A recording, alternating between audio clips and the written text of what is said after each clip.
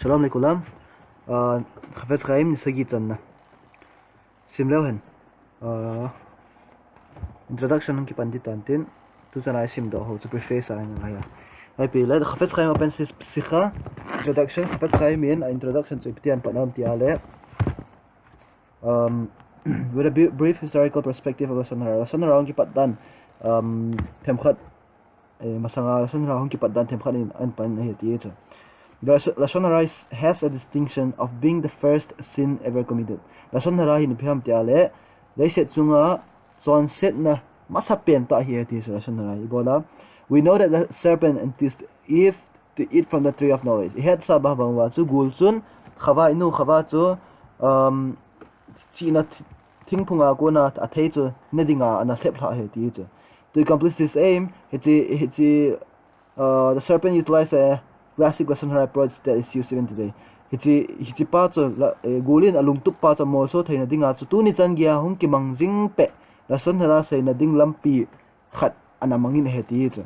Ibihai, you should know that the boss is jealous of you. He is standing your growth in the company. You really are as good as he is.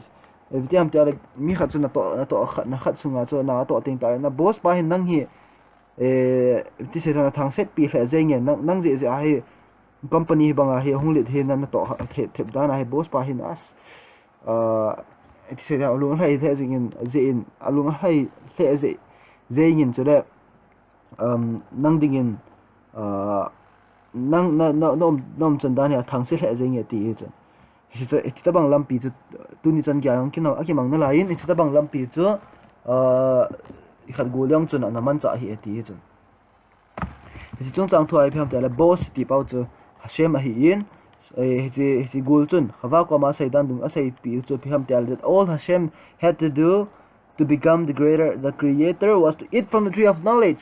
Pham tel le pathinin ipti pathin ga hido theham tiale het na chi na le chi na apha le se het khen thaina thingphonga ko na cha ga ni ahi ta chana chu he cha ko na chu ban le se ma hong pang the hi ati pi chu khanin gul chun hat ko ma khawa ko ma chu Akuna to pititai. He drew the logical conclusion that if an Adam and Eve were to eat from the same tree, they would become just like Hashem. Ibiham tiale Hashemin to gulchun khawa ko masaicha. To Hashemin piti sam tiale Hashem ki galdan dung zu ya chu.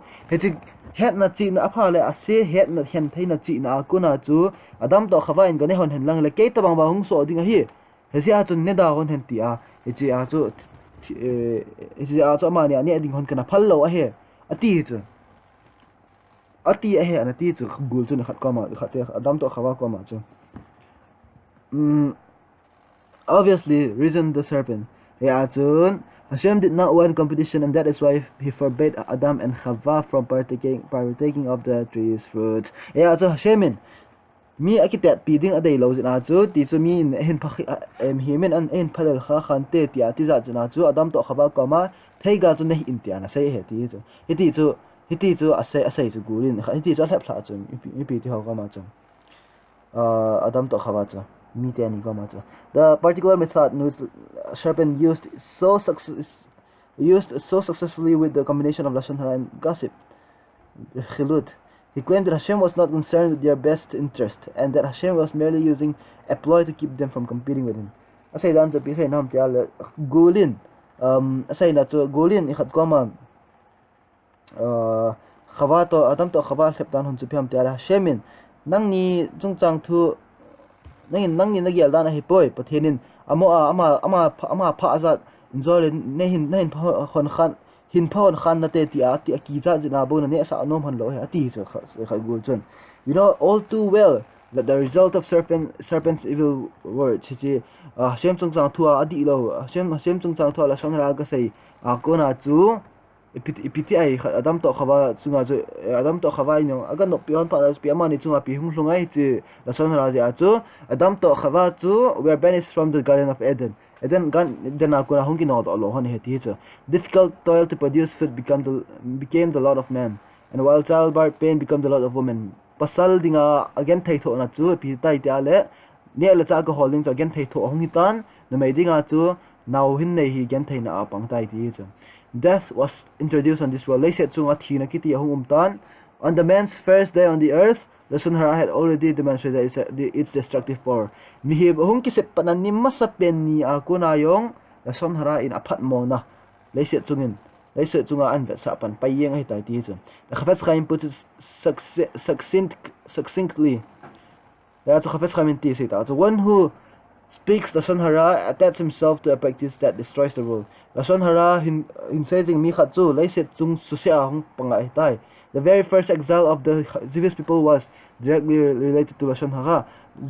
Jews ho shel tate ho chu anaki kai mang masat pen now chu pidi hai Lashon Hara. The Chafetz Chaim states, Chafetz Chaim intin saying here, the main reason for the Jews suffering in Egypt was Lashon Hara. Jews they also so Egypt gama bola Egypt gama bidinga anaki sole kola na umuham Lashon Hara ji ahi. Yosef spoke Lashon Hara about his brothers. Yosef in also be ho chung chang tu a apa ko maga sai da Lashon Hara ga sai ji chu. Is atu therefore heaven decreed that he would be sold to slavery. His atu Yosef dang chu sole kola na ki zo odo hitai ti chu. Further in the Torah ta kuna in vet bebe kit va here to chapat na kuna Torah Lashon Hara phat modan Torah ki mu yo si chu an sai su pe chu. Abana pititai we further in the Torah kuna vet be kit va here we encounter of a catastrophic problem and we suffered its consequences to this very day. It's at in vet bebe ting ta le thil lin pita thil phalo lin ta imu vin tun chan ge yin e ho in ji kuna phat lo dan chu I tho pe jing na lai win here. As the Chafetz Chaim puts it, the underlying cause of present exile was the sin of the spies. Chafetz Chaim in here chu ti an sai tai ipiting ai hoi tu ni chan ge ya khana yum na lai ham kai manga yum na lai ham ti ale miraklim ho in Israel chunga Lashon Hara na sai ji chu a hi ti a